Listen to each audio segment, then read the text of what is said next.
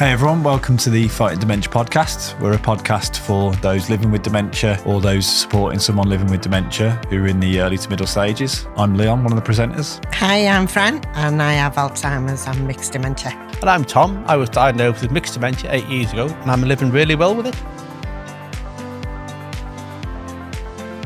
Hello fans, this is me and Fran again at our podcast. And with us today is Anne, solicitor who's going to talk about wills and something else, I suppose. I don't really know. Hello, Anne. Sorry. Hi, Tom. How are you? I'm fine, thank you very much. Good. Hi, Anne. I think people who've read the previous, the people who've seen the previous podcasts will know that Anne's been with us before, talking about the legalities of power of attorney. And when Anne was on, it was really good. The explanation around about the legalities of it all was brilliant. So she's come back today to talk about wills now because we didn't have the time to talk about that then. So what we'll do is we'll hand it over to Anne to talk about wills and what we need to do and what we need to not do. Thank you, Anne. Thank you. Hi, everyone. So, as Fran and Tom have said, my name's Anne. I work for Tonne Gregory Solicitors. I'm a lawyer there. And my area of speciality is wills, lasting powers of attorney and probate. So wills obviously are really important for everybody to have in place because it lets you put down in black and white who should get everything that you've worked very hard to get. And you want everything to go to the right people. So you don't want somebody who you've fallen out with getting things just because that's what the law says. So if you put it in your will, then that's what happens and nobody can argue with it. So what would you actually put in your will, do you think is the best thing for people to, so they've got a good guide for when, unfortunately, something happens and we have to go through the wills and things? What would you recommend that you put in first of all and the most important part of what the will should be? Okay, the first thing we put in a will is who your executors are. Now, they're the people who look after everything for you when you've gone. So they need to be somebody who's fairly level-headed, but we always try and appoint more than one so that the executor's got somebody to lean on. Yeah. It's always easier to do these things with two heads rather than one. And also, it's a job that's quite easy to step back or step away from. So if you appoint somebody and you're like, oh, I don't know if they'll do it, don't leave them out because they may be really upset that they've been ignored or forgotten about or, however they perceive it. So it's always better to put them in and then they can walk away from it if that's what they want. Can anybody be an executor or executive, what it's called? As long as they're over 18, yes. Even your family? Absolutely. Oh. And beneficiaries of the will can also be executors. And that's something that people believe can't happen, but it can. And there are companies out there who will say, we've prepared your will, so we must be your executors. That's not the case whatsoever. You appoint whoever you want to be your executor because it's got to be the person you trust as well. Well, if you've got power of attorney over the financial side, would they be then the executor of the will as well? Could you do that? You could do that, yeah. Thing with lasting power of attorney, they die with you. Yeah. So quite often you do find the people who have been the attorneys become the executors. Right. And that's really handy because they have first-hand knowledge of where all the bank accounts are and, who the various people in that person's life have been. So it does work well, but doesn't have to be. You can have completely different people. Do you get a lot of people who will come in and say, well, we're not happy with that because we don't think that's what they wanted? And what do you do on that case? Because that does happen, doesn't it? When the person has passed away, we are finding that there's more and more people challenging wills. Yeah. So when it's done professionally, Yeah. we have to write a full note of the appointment that we've had with the person in the first instance. And I was always told from when I first started doing wills, put something in it, in your note, so that you will remember that person. Because if I've seen 27 Mary Smiths in my career, Yeah. and somebody says, oh, somebody's challenging Mary Smith's will, if I've put in there something like, Mary's really close to her granddaughter and they love gardening together, I will then go, I remember who Mary was now. Yeah. So if anybody challenges, I can be sure that I'm thinking of the right person. So, yeah, unfortunately, it is something that we're finding more of. But if you've put it in black and white, and we've got a note that says, when we saw you, you were perfectly clear in your instructions. You knew who your family were, how much your assets were worth, roughly. We don't need exact figures, just ballpark figures. And that we had no concerns about you. If we have concerns, so it might just be you're 98 and making your first will. Yeah. Or sometimes if somebody's had an initial diagnosis of dementia, we might say, right, we're happy to do your will because otherwise we wouldn't have got this far with the conversation. However, just in case anybody ever questions it, we'd like a medical report from your doctor just to back us up to say, this person had capacity, they knew what they were doing, and they told, as long as they tell us the same thing as they tell the doctor, then all's well and good. Because you do see things, don't you, where people will sort of come in and starting a relationship with the person who's got dementia and then try to get them to change the will. It's happened on numerous occasions, hasn't it? There's a lady whose mother was taken advantage of, and she's really very, very well publicised, and she's done it in such a way that she's not scaring people. Yeah. She's just giving everybody the facts. Yeah, you need the facts because that's important to people. They've got to deal with the grief and everything else, and then they've got to deal with someone who's just come in under the radar. And that's a devastating thing for some families, isn't it? Yeah, well, this particular lady had been befriended by a gentleman who'd moved into her house, and he'd taken her to the registry office to get married. And the registrar said, well, yeah, he answered all the questions. And it turned out that years before she'd had a diagnosis of dementia, and she really wouldn't have known what a marriage was possibly at that stage. Yeah. So, we do have to be very careful about vulnerable people. And, unfortunately, there are horrible people out there who will take advantage. Yeah. Whatever situation is. So, yeah, we always will, if it's a person on their own, we will see them absolutely on their own. I will not let anybody else into the majority of my appointment with them.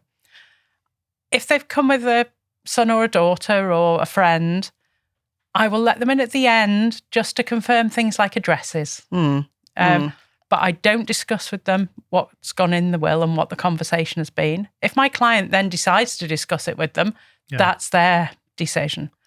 And I have on occasion refused to see people because their son, daughter, friend, one was a nephew, they were very, very insistent on coming in. And it was them that had made the appointment. And one of them in particular was, well, everything's coming to me anyway, isn't it? And I was like, right, okay, that's it. I'm out. But you'll go to another solicitor and they'll do it. Yeah.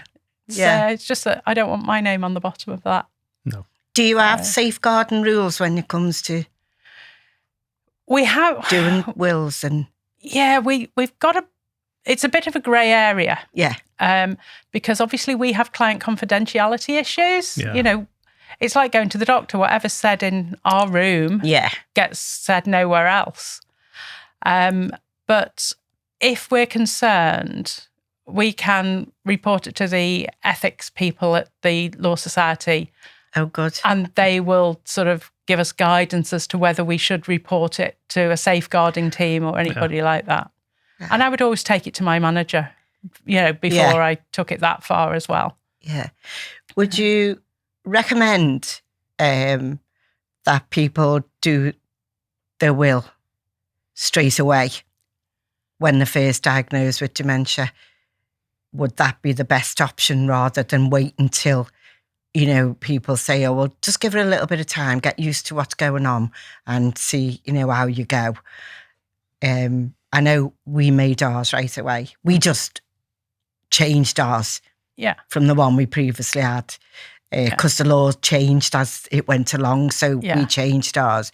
Yeah. We did pay, I think we paid about £600 for it. So, you know, what is the cost of doing your will as well? So to answer your first question, Fran, when should you do your will? Yes, it's very important to have your will put in place, but nobody needs to be overwhelmed by everything that's going on all at once. So if you get your diagnosis and you haven't got all your legal documents in place, my advice would be do your lasting power of attorney first, then think about your will after that, because there are rules in place that say where everything would go if you didn't have a will. But there aren't rules in place to say who should look after you if you haven't got a power of attorney. Okay. Right. Yeah. So that I do them in that order. And then when you've done everything in your own time frame, that's the time when you put everything in the back of the cupboard and get on with life and enjoy it and do what you want because you've done all the important documents. Yeah. As to costs, that's going to vary depending on how much work is involved and what type of a will you need. So different issues in it. Yeah. So roughly speaking, if you're a single person and you need a dead straightforward will that maybe says everything goes to the kids, and if there's no kids around, then it goes to the grandkids. Yeah. Then you're talking about in the region of £300 plus VAT. If there's two of you, that goes up to about £420. Okay. Then if you need to do something a bit more complicated. Yeah, that's what we've done, Yeah, what a lot of people do is if they own their own house and they bought it a long time ago as Mr. and Mrs., you will 99% sure, I can say, you will own it as what's called joint tenants. Yeah. So that means that when one of you dies, the survivor inherits the whole house. Okay. The other way of holding a property is tenants in common. So you would each own 50%. Yeah. And the idea being that you then leave your 50% to whoever you want, whether it be the kids, Battersea Dogs Home, you know, the next door neighbour. Yeah. And there's a clause in the will that says the survivor can live in the property for as long as they want or need. Yeah. Usually, unless they cohabit or remarry, because we don't want the problem of getting the third person out in the end. And then your share of the property goes to whoever you want. Children. Yeah. And that means if anybody ends up in care, then they only own 50% of the property. And when assets are looked at, you know, you can't do it thinking, I'm going to go into care. Because there's no time limit on when the local authority can look back. Yeah. But, you know, there's lots of reasons why people do it. And certainly these days, there's a lot of blended families. Yeah. So you want to leave your share of the house to your children. Yeah. So, you know, that makes it a bit more expensive. That comes in for it's only done for a couple, really, between £650 and £700 plus VAT. Yeah, that's what we paid. Yeah. You paid 600. Do you know if you haven't got much to leave, is it still worth doing a will? Yes. Yeah. Just because it means that it's written down in black and white who everything is to go to. Right. So, for instance, you might have something that's really sentimentally valuable to you. Like, for instance, I've got a cuckoo clock that I bought when I was 13 in the Black Forest. It's all wood. I think it's beautiful. And a few of my friends, this will tell you something about my friends, have come in and gone, I'll have that when you're gone. So I've left that to a specific person because I don't want a bun fight over it. Yeah, yeah. If you took it to the car booty, you'd probably get 50p for it. But it means a lot to me. Memories for you, isn't it? That's it. Stuff like that, yeah. And I hope she doesn't see this, but another of my friends, we've got a carved wooden face, again, that we bought on holiday. And I now have it in my flat. Yeah. And when she came, she went, I can't believe that you brought that here from the house. And she said, it's always scared the life out of me. I feel like the eyes follow me around the room. Have you left it to her? Absolutely. So she's not your best friend. She's one of my best friends, yeah.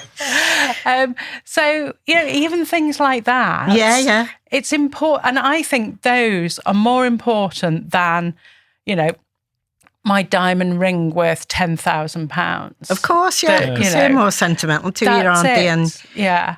And then, so you give your little gifts away, and they can be items or gifts of money. Yeah. And then everything else goes into a pot. And out of that pot, any debts or expenses get paid. Now, you will have a debt when you pass away. A lot of people are offended when I tell them that. Even if it's only the last lecky bill, there will be a bill. Yeah. So all that gets paid. And then the next bit of the will says where you want everything to go. Right. So if, for instance, you've got 2 kids and you want it to go equally between them, that's what it says. If you've got 3 kids and you only want it to go to 2 of them because you fell out with the other one years ago, you put in it's to go to Jane and Peter, and we don't mention Simon. Poor old Simon. So, but you get a lot of people he now. He shouldn't have been a naughty boy in the past, should he? Yeah. So, you get a lot of people defending that now, though, don't you? I've seen it in the press a lot, where the stepson or the son or the daughter or someone has not been left anything, and then they'll take it to court. Yeah. And a few of them have won their case. Well, what we tend to do, because I don't see the people that have got millions and millions of pounds. Yeah. And those are the estates that are worth challenging. So what we do is when we get the will signed, the client writes a little letter. We call it a reasons why letter that says why Simon hasn't been included. Right. That's good, isn't it? The reason why letter. But it could be, Peter and Jane have worked really hard, but they struggle. Simon, however, has been really successful. We love them all equally, but he doesn't need the money. Yeah. Or it could be, we don't approve of his lifestyle choices, which covers a multitude of things. Some people leave it as simple as that. Some people write 3 pages. On the 27th of July, this happened, and, but it's your letter. So, you put in as much or as little as you want, as long as it explains why. And then if the will is challenged, we show that letter and it stops the niggly complaints. Yeah. But, if somebody has been left out through someone coercing them. Yes, yeah. Or, it's a big word. It is a good word, isn't it? It's perfect. Lovely. I was clever till I got dementia. You got dementia? I would never have guessed. Wouldn't know. Let's crack on. So, it does give people, and then, if it goes further, then, if there's good reason to set aside that will because there was coercion, or the person making the will didn't have the capacity to make it. So, and they may have done it, completely forgetting that they got children. Yeah. Yeah. So that's why you get it done professionally, and you don't go and pick up either one off the internet or, things like that. And we see wills where people have done it themselves, and they've named executors. They've put that it's their will. They always put, I'm of sound mind. I don't know if you're qualified yourself to decide whether you're of sound mind. And then they say, I give everything to Bob. Mm. And then after that, they put, my cuckoo clock is to go to. Oh. And it's like, no, you've already given everything to Bob. Yeah. It's too late. Yeah. Yeah. Or people are It's really... a minefield, isn't it, in one aspect? Yeah. Mm. People are always concentrated on their house is their biggest asset, and they've worked really hard for that and really proud to own it. So it's like, my house goes to Bob, and that's it. What about everything else? And then that's when the intestacy rules kick in, and they're the rules that work if there is no will or if the will isn't complete. And they lay out by law who should inherit. So, who makes that decision then? They've been in place for donkey's years. Yeah. That's my way of saying I didn't know. I don't know what date they were brought in, but they have been around for a very, very long time. Yeah. And it's like a flow chart. Yeah. So, if you have a spouse, the first portion goes to the spouse. £322,000 will go directly to the spouse. If you've got children, whatever's left, half goes between the children, half goes to the spouse. And if you've got no spouse and no children, it'll go to your parents if they're still alive.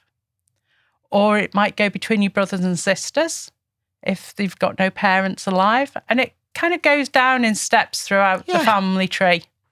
So is that called intestate? Yes. Yeah. So if you die intestate, you die without a will. Ah, so that's what it means. But it could mean that, so say you've got a sister that you've not spoke to for 20 years. Yeah, she'll get everything.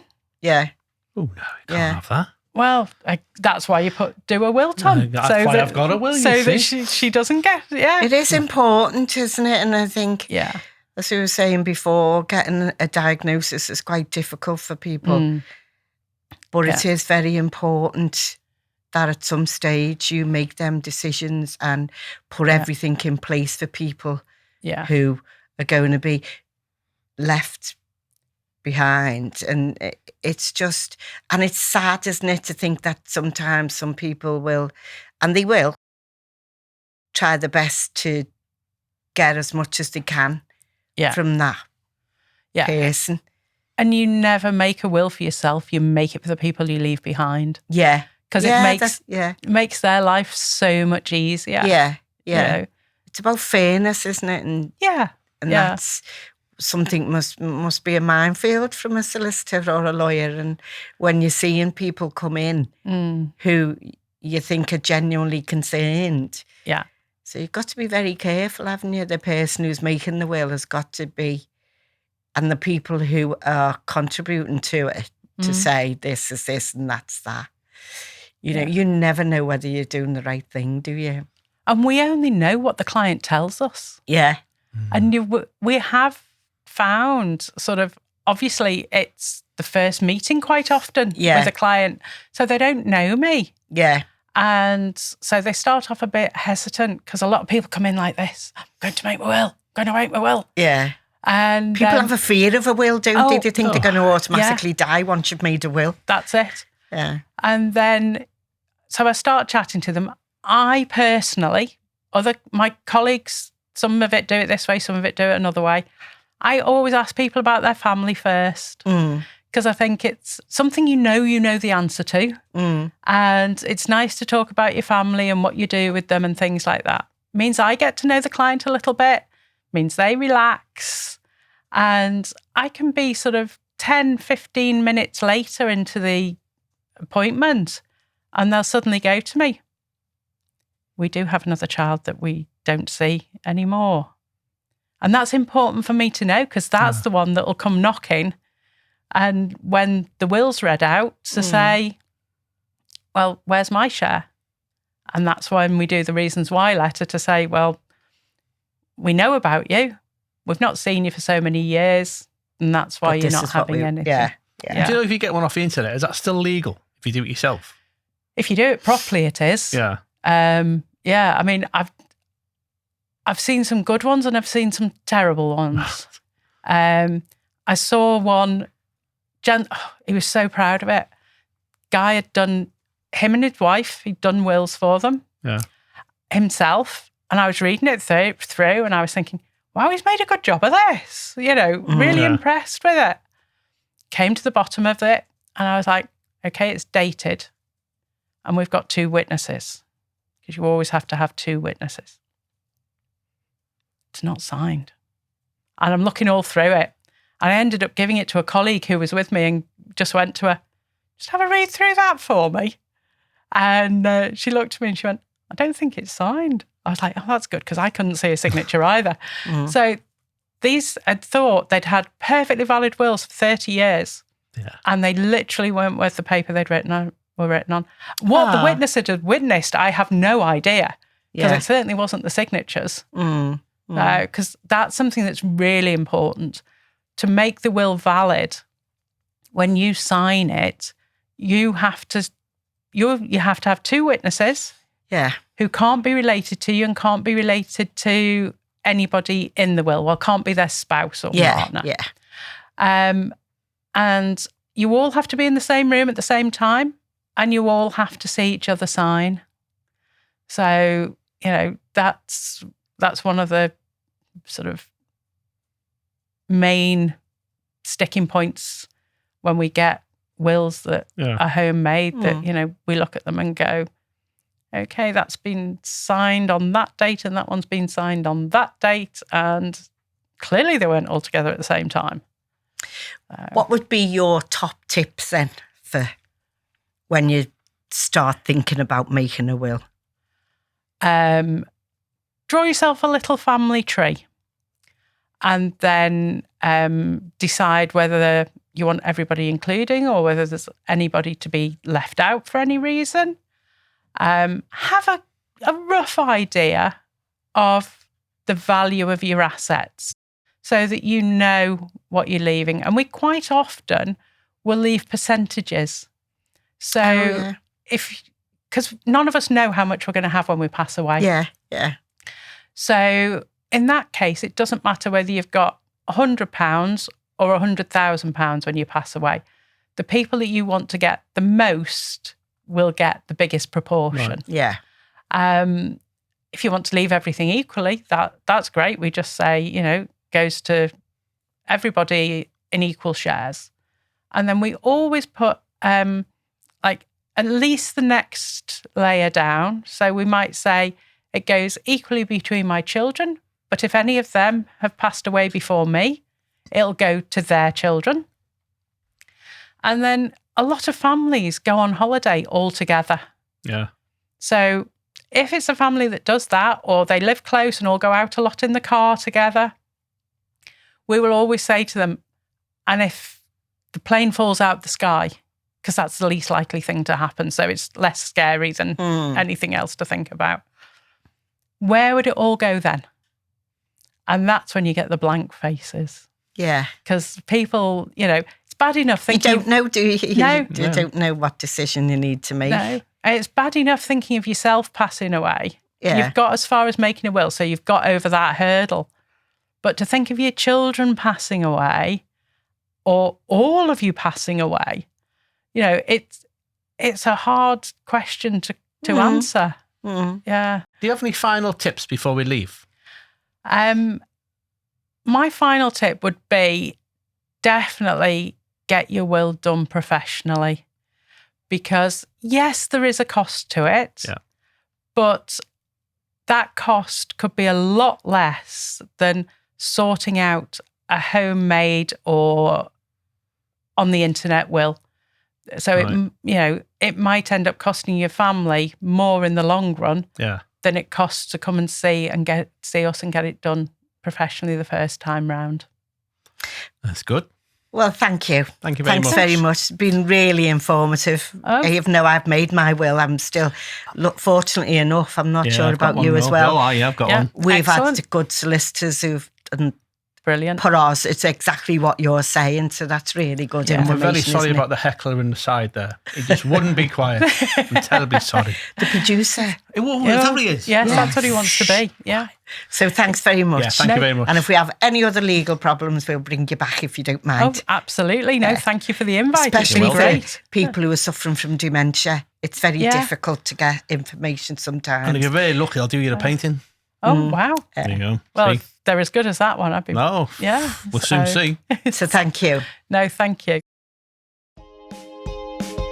We really hope you're enjoying this podcast. We want this to be one of the best free resources for any family affected by dementia. With your help, we can build the biggest community in the world for supporting, guiding and comforting everyone who faces cognitive issues and the people around them. So please hit that subscribe button or share it with someone who needs it.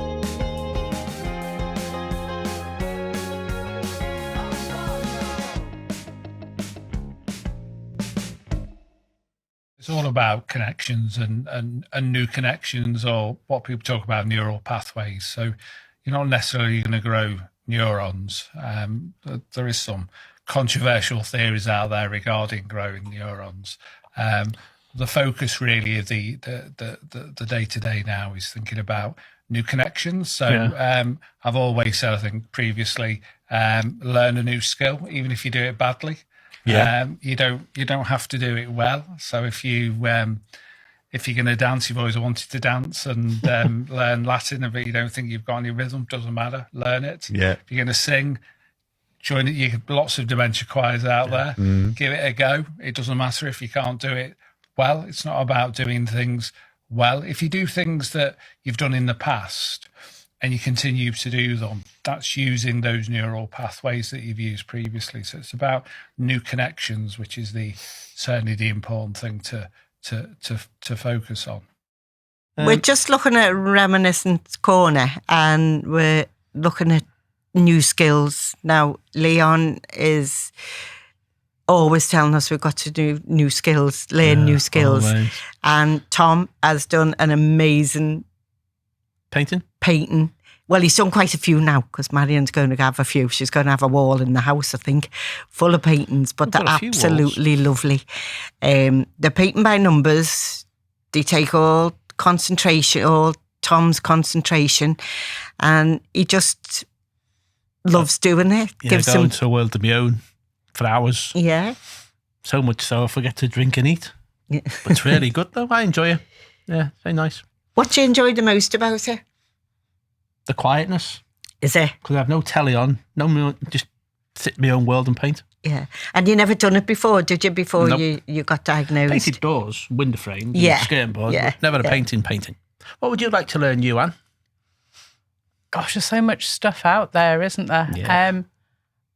I would like to be more arty, but...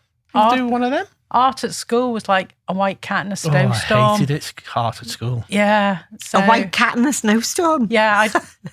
I just used to hand in that sounds like a Banksy, doesn't it? No, it was just a blank piece of paper with a couple of eyes on it every week. Yeah. And then the art teacher would go, we shouldn't have art on a Monday morning, should we? Do you ever dance or do anything like that?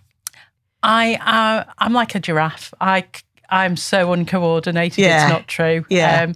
But that's something I enjoy, and I would like to line dance actually. Yeah. Because I love country music. So if I could get my arms and legs to do what everybody else's arms and legs are doing, then that would be brilliant. I'd love to do that. You used to do country dancing at school when I was younger. Yeah. But the thing is, if you're dancing, it's to have your own fun, isn't it? It doesn't matter what everybody else thinks. No, until... You can clear the room if you want. Yeah. Until the person next to me goes right and I go left, and then there's... Just make up your own moves, don't you? Yeah. What new skill did you learn, according to our man over there? Well, I am still trying to paint by numbers like you. It's easy. And I've got a new one my friend bought me because I stopped doing my others because I got frustrated with myself. And then my friend bought me one, and it's not as intricate as what yours is. And it's given me a bit more time to try and, bring it all in online where all the numbers are and everything. So I am enjoying it, and I am, honestly, but I don't do it every day. Oh, no, nor do I. I just do it when I feel like I look at it and think, I think I'll see if I can get that flower in now and see what it does with the picture. Mm-hmm. But it makes me do something different. It makes me sit down. It makes me get things together, source things out, and then start doing the painting. Yeah. And I find once I start doing it, I don't just do the one flower. I'll do another colour, because if I do that colour, that'll show something else off and something like that. Well, I find it clears my mind. Yeah. Because there's just nothing going through my mind but about painting when I'm doing them. Yeah. Sit there for hours. I think I would like to learn other skills. I'm not too sure what they are right now, but I like the idea of teaching myself something new. Plastering? Yeah. No, we don't want to use Spanish, thank you much. Hola. Plastering? No. Wallpapering? No, I can't wallpaper. I can't stand up on a ladder now. I used to always do the wallpapering. Molly made me sell my ladder the other week. We big double ladders to go on the roof. Well, I don't blame her. Yeah. Said I'd fall off it. Yeah, you will probably. Only fall off if she pushed me. With your spatial awareness. Go on. Oh, sorry, you're going off track there, weren't we? That's okay. Tom, you were talking before about when we were discussing about skills and things. You were saying that you're going to start crown green bowling. Doing crown green bowling. Well, I'm thinking of it, but I don't want to play competition. Just want to go and play bowls. Yeah, so, just enjoy it. Yeah. Would you like to play bowls, Anne? Yeah, it always looks really peaceful, relaxing, and it is. Friendly people would do it, wouldn't they? It's not something that a standoffish person would. No. The one I used to go to used to be behind the pub, and that was better then. Yeah, they had them all behind the pub, didn't they? The bowling greens. But now they've moved it to by the library. It's boring. We'd go and get a good book afterwards. Yeah, well, I suppose so. Yeah. Can't read though. Well, I've got the patience to read, I should say. So you could go to bowling alley as well, couldn't you? Oh no, I can't go to bowling alley. Can't you? Too noisy. They are noisy, aren't they? That's true. Yeah, but that's a good skill, isn't it? Learning. Bowling. In the bowling alley, trying to get it in the centre. Yeah, concentration. Yeah. Even better, you just throw them. So I'm going for our next podcast. I'm going to add bowling myself a new skill. Okay. I'm going to add firewalking. Would you let Marion know where it is, please? I will let her know when we have the next one. Yeah. Thank you very much. Thank you, Anne. It's been a pleasure coming to see us again. Thank you. It's been lovely. I thank you for the invitation. You're welcome. You're welcome. Come back anytime you want. Bye now. Bye. Gotta go now. Bye. Hi, I'm Marion. I'm Tom's wife, and welcome to Oily Fish, where we talk about our diet, the Mediterranean diet and the brain diet, and what we've been eating, and see how it's been going. So, Fran, how have you been? Well, I've been okay. I've had the odd slip up, but I'm more concentrating on eating healthy than eating badly. Yeah. But if something arises and there's a piece of cake, piece of cheesecake or something, I've only had one pudding since our last podcast. Yeah. There you go. So I'm doing really well on that aspect. And I'm more aware of what's in my food, what's, what not to buy, what to buy. And I look up all things now rather than just think, I'll just get that and eat that because it looks healthy and it's healthy, because a lot of the healthy stuff looking healthy is not healthy. No. It's far from healthy. Yeah. So I find it really intriguing, to be honest, what we think as what's healthy and what's not. And I worry that now we've got a younger generation eating a lot of food that's not healthy, what the outcome is going to be for them. Yeah. Dementia-wise or illness-wise, because there's so much out there that's super processed. But I know you and Tom have been eating really fresh food and Mediterranean type food, haven't you? What's it been like, Tom? What have we been eating, Marion? I've been having oily fish, which is mackerel and salads, coleslaw. I've had granola, overnight oats nearly every day for breakfast this week. And I've just had granola up the road for my breakfast, and it's been all right. It's been good. We've tried the Mediterranean diet as much as we can. We've had hardly any red meat. I don't think we've had any red meats in the last podcast. We've had chicken. We done sea bass the other week, and I made a pesto out of kale. Oh, lovely. Yeah, very nice. Yeah. Which was really nice. Yeah. So I was trying to introduce more the dark greens into our diet. Spinach for me. Yeah. I've been having a lot of spinach more so than a whole load of salad. Yeah. I'll have just like spinach and rocket or something like that, rather than eating like lettuce, onions, tomatoes and everything else. I'll just have a smaller portion of them, still have them, but I'll have a lot of rocket in my stuff, and I like that. And if you put it in a curry, it just shrinks right down, so you can hardly see it. We put it in a curry as well. Yeah, we did. That chicken curry we had. Yeah, and making it from scratch is the best, isn't Well, it? we found out our chippy does the Mediterranean diet. Everything's very oily from there. Is it? I'm sure it is. Also, what shocked me when we went shopping last week, I was shopping for a salad, and I said to Tom, would you like a pork pie? He goes, no, I don't want to eat anything processed. Yeah. Brilliant. Which, that's a game changer from, the way he was reacting previously. Yeah. He is thinking about it more. Yeah, but I keep forgetting what I'm thinking about. That's the only problem. I think you've got to, don't do that anymore. When you're looking at your food, like we were just saying, it's about, now I couldn't eat a pork pie. The idea it full of fat, full of rubbish. Oh, yeah. Yeah, imagine that. All that rubbish. But I couldn't eat a pork pie or a pasty or anything like that. Yeah. Because it's just too, I look at it and it's too fatty. I don't eat biscuits. I think of them as being like saturated fats and stuff, unless you make them yourself with oats and peanut butter and all things like that. So I am looking at my diet a lot better. Well, I got a massive toba roll for Father's Day. It's about that size and that big. Yeah. And it's too sweet. Yeah. So I find now. And Liam's nodding his head there, giving it loads. Yeah. Rocket is quite peppery. Yeah, so you get that, because Yeah. Tom and I don't have a sense of taste or smell. No. And I think the likes of rocket and spinach can be quite not tangy, but you get a bit of hint of something. A hint of like I'm trying to think of the word, a spice, and it makes it that more enjoyable, because you've got, like the other day, say I had Cajun chicken on sourdough high protein bread, and on that I put my spinach and my rocket on top, and just a little bit of mayonnaise, nothing big.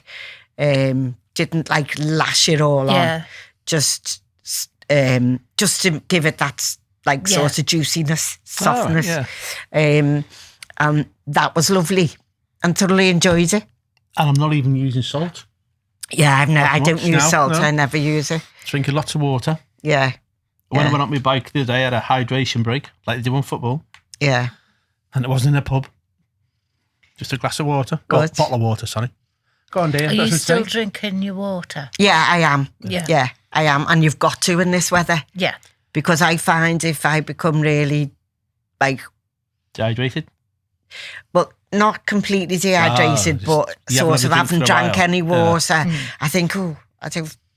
Yeah. I must drink some water. I've got to drink. I've got like my plastic bottle now that I have. Not plastic, one of those things that they all have. And I fill that. Got to fill that on my way out from his water thing. But I do tend to I think to Liam do wants that. us to finish now. He keeps waving his hand in the air.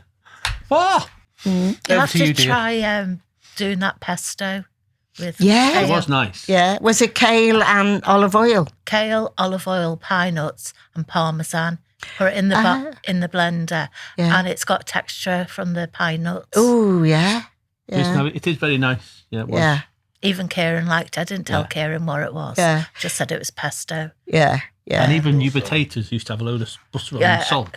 Kieran Olive oil now. Yeah, I do. I use olive oil all the time now. Right. I'll put up the recipe for the kale pesto. And it's been great talking to you all. And let's hope we'll have some more recipes next time. Yeah. It's been lovely seeing you as well, dear, even though we're seeing you this morning. Very nice. Goodbye, people. Thanks, Marion. Thanks. Bye now. Bye. Thanks so much for listening today. I hope anyone gets any help out of this. You've enjoyed it. Thanks again for listening today. Just a reminder to do your own research. We always take guests, scientists, researchers, people supporting people living with dementia at their word. They might talk about things that are new in science. They might talk about things that have really helped them.